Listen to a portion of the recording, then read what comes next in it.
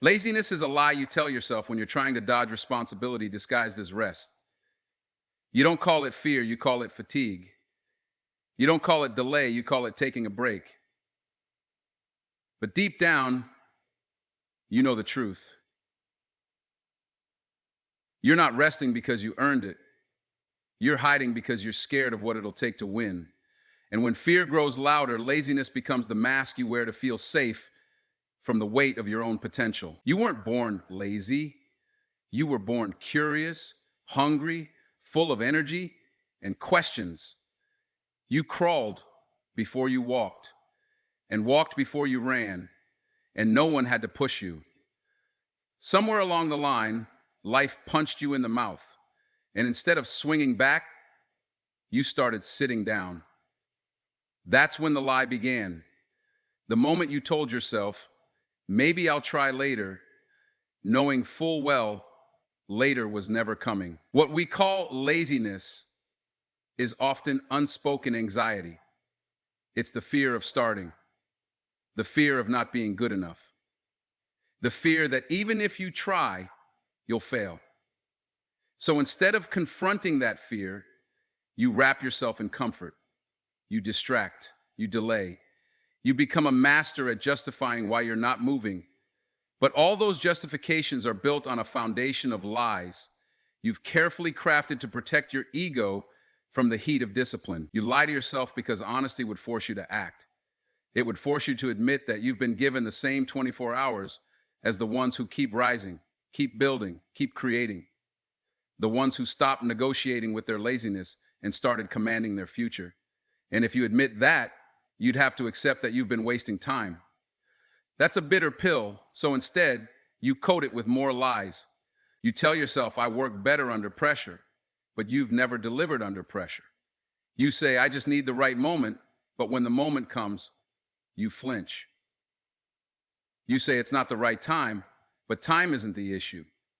Your commitment is. You've trained your mind to accept a version of yourself that is smaller than the one you were created to be. And every day you continue feeding that version, it grows stronger. Laziness thrives in silence. It grows in the gaps between your intentions and your actions. The longer you sit still, the louder the lie becomes. It whispers that you'll never be enough, so why try? It convinces you that failing is worse than not trying. And before you know it, you're living a life that looks nothing like your dreams. Not because you couldn't, but because you wouldn't. The truth is, laziness isn't who you are. It's who you became when you started choosing fear over growth.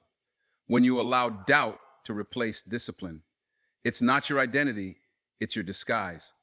A costume you wear to hide the fire inside you that knows it's capable of more. But that fire hasn't gone out. It's just been buried under layers of inaction, waiting for you to stop lying to yourself. You have to confront that lie head on. You have to strip it of its power by calling it what it is: a fear tactic, an avoidance mechanism, a defense system built to keep you from the uncomfortable truth that greatness doesn't happen by accident. It's earned in silence, in effort, in showing up when no one's watching. And if you don't take the mask off now, one day you'll wake up and realize you never really lived at all. You just existed in the shadow of your own excuses. Discipline is louder than motivation because motivation is a whisper and discipline is a war cry. Motivation waits for the mood to be right, for the sun to rise just the right way, for your playlist to hit the perfect song. But discipline doesn't ask for permission. It wakes up before the alarm, shows up when it's raining, and moves when your body says stop. Motivation is a mood swing. Discipline is a mindset. You can't trust motivation. One day it's there, and the next it's gone without warning. It's emotional, unstable, and fragile. You get fired up by a quote, a speech, a highlight reel, and 30 minutes later, you're back scrolling your phone, forgetting what lit the fire in the first place. But discipline isn't interested in sparks. It's the slow burn that builds momentum, one action at a time, no matter how you feel. The truth is, you won't always feel like it. You won't always be inspired. You won't always wake up excited to chase the grind. That's where most people fall off. They wait for the feeling to come back. But those who win don't wait. They lace up their shoes while tired. They study while bored. They work while uninspired because they understand that feelings are temporary, but results are earned through consistency. Discipline is doing the work even when your body says no and your mind tries to negotiate. It's telling yourself that your future matters more than your comfort. It's the voice inside that says, I don't care if you're tired, we have work to do. It's ruthless, it's not glamorous, but it's what separates those who talk from those who finish. People who rely on motivation chase moments. People who rely on discipline build habits. Discipline creates structure, and structure builds progress. It's not exciting, but it's effective. You don't need a new plan. You need the discipline to stick to the one you already have, the one that you keep abandoning every time life gets a little uncomfortable. Discipline rewires your brain to push through resistance. The more you show up, the less power laziness has over you. It's a muscle, not a miracle. And like every muscle, it gets stronger with use and weaker with neglect. Every time you choose discipline over distraction, you take one more step toward becoming the person you said you wanted to be. You don't rise by accident. You don't build a legacy on feelings. You build it on routines, on rituals, on non-negotiables. You stop asking, do I feel like it? And you start declaring, this gets done. Period. That's discipline. That's the standard you hold when your dreams are louder than your excuses. Discipline doesn't need applause. It doesn't need validation. It's quiet. It's steady. It's the unseen work in the early mornings, the late nights, the weekends when others are sleeping in. It's the voice that says, get up anyway, keep going anyway, finish anyway. And when everyone else folds, discipline is what keeps you standing. You don't get time back. Once it's gone for good. You can earn back money. You can rebuild relationships. You can even recover from failure, but you can never rewind the clock. Time is the one currency you spend every second of your life without ever knowing how much is left in your account. And while you're lounging in comfort, pretending there's plenty of it left, your dreams are getting older, your goals are slipping further, and your chances are shrinking. Every minute you choose comfort over commitment is a minute stolen from your potential. You think 1 hour doesn't matter, but that hour could have been the breakthrough. That one page written, that one workout done, that one call made, it could have been the domino that started it all. All right, but you traded it for scrolling, for napping, for convincing yourself that you'll start tomorrow when tomorrow isn't promised. Comfort is deceptive. It makes you feel like you're safe, like you're doing okay, but what you're really doing is settling. Comfort tells you there's no rush. It whispers that you deserve to take it easy, even when you haven't earned the rest. And while you're wrapped up in that lie, someone else is out there grinding, building, sweating through the pain because they understand that time doesn't wait for anyone. Your success story is being written every day, whether you're aware of it or not. The question is, who's writing it? The version of you that takes action or the version that keeps hitting snooze? Chapters aren't made of intentions. They're made of movement. If you waste today, that's a blank page you can never get back, a chapter that never gets told, a moment that never grows into something greater. You say you're waiting for the right time, but time doesn't wait for readiness. The clock doesn't care about your excuses, your moods, or your doubts. It just keeps ticking, and every tick is a second gone. Seconds become minutes. Minutes become hours. Hours become days. And before you know it, you're looking back on a life filled with things you meant to do but never did.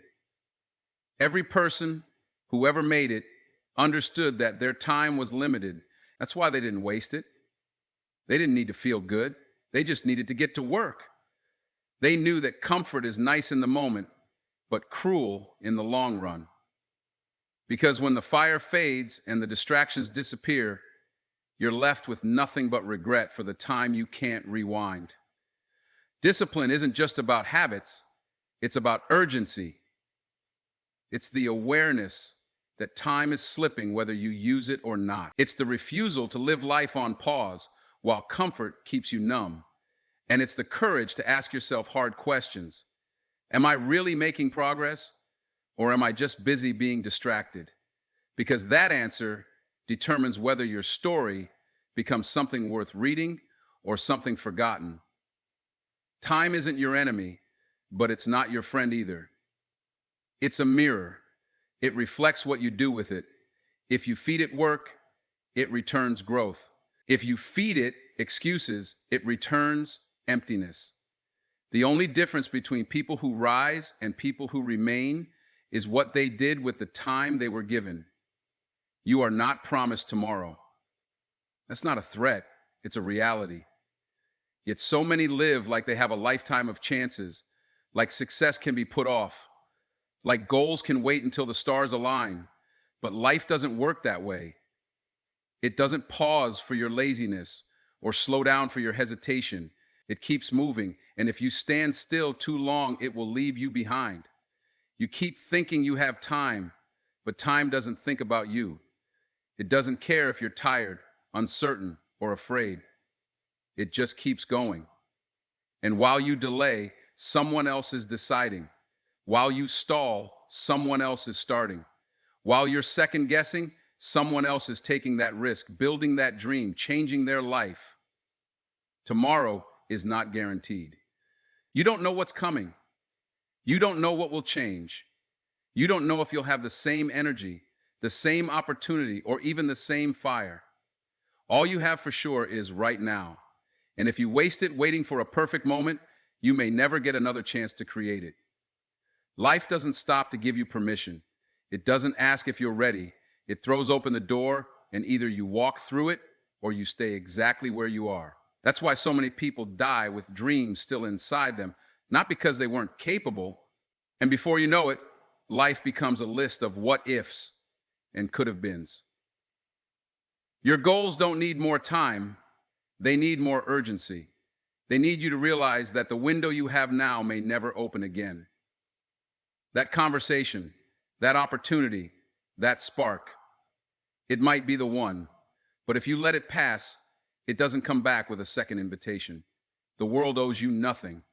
You must claim your space in it before it's taken by someone bolder. You think you have time to become disciplined, time to chase the dream, time to get it right. But the truth is, you have no idea how much time you have. All the potential in the world means nothing if it's locked in a mind that never takes action. Life is not waiting for you to believe in yourself. It's moving at full speed, and it will not stop to see if you're catching up. Regret doesn't come from trying and failing. It comes from knowing you could have, but didn't. It comes from waking up one day and realizing the window closed while you were distracted. That your purpose was time sensitive, that your calling had a clock on it. And when that moment passes, you don't get to beg for it back. Comfort is a cage dressed like a luxury. It looks good, it feels good, and that's exactly why it's dangerous. It convinces you that you're okay where you are, even when you're not growing. It numbs the urgency, silences the hunger, and wraps chains around your potential with silk ribbons. You think you're choosing peace, but you're really choosing pause, delay, and decline. That soft bed you keep running back to instead of your goals. That's not rest, that's retreat. There's a difference between recovery and avoidance. Comfort sells you the idea that staying still is self-care, when in truth, it's self-sabotage when you haven't earned it. The extra hour of sleep, the constant screen time, the endless scrolling, it's all disguised resistance, and it's killing your drive in silence. Every time you choose ease over effort, You reinforce the bars of the cage. You stop testing yourself. You stop building endurance. And slowly, your ambition starts to shrink. The fire fades. The vision gets blurry. You stop reaching because reaching hurts. And comfort whispers, why stretch when you can sit? And so you sit and stay while your purpose paces outside the cage, waiting for you to wake up. You were not built to live soft. You were not made to settle into routines that serve your weakness instead of your strength. There's a reason discomfort leads to growth. It forces you to rise, to respond, to resist the temptation to stay small. But when you choose the easy path every day, you stop evolving. You become a version of yourself that's safe but unfulfilled. Comfort convinces you that you've got time. It says, take it slow, enjoy the moment, even when the moment is costing you everything. It makes laziness look like rest and mediocrity look like balance. But true balance comes from momentum, not stillness. True rest is earned, not assumed. And until you learn the difference, you'll keep mistaking the trap for the treasure. The more time you spend in the cage, the more normal it feels. You adjust, you justify, you call it waiting for clarity, recharging, or being patient, when really, you're just scared to move, scared to fail, scared to face the mirror of hard work. But what you don't realize is that every time you give in to the lie of comfort, you lose a piece of your edge. It's not about removing all rest. It's about recognizing when rest has turned into retreat. It's about seeing when comfort is no longer a break, but a barrier. That moment when you should have gotten up but didn't, when you should have started but stalled. Those aren't small decisions. They're anchors, and they add up. They pull you down, one excuse at a time. You were designed for challenge. Your spirit was built for pressure, for resistance, for breaking through limits. But if you choose to live soft, you'll never know how strong you really are. If you never step beyond the comfortable, you never discover the unstoppable. And every great story begins with someone who chose struggle over safety and freedom over the familiar.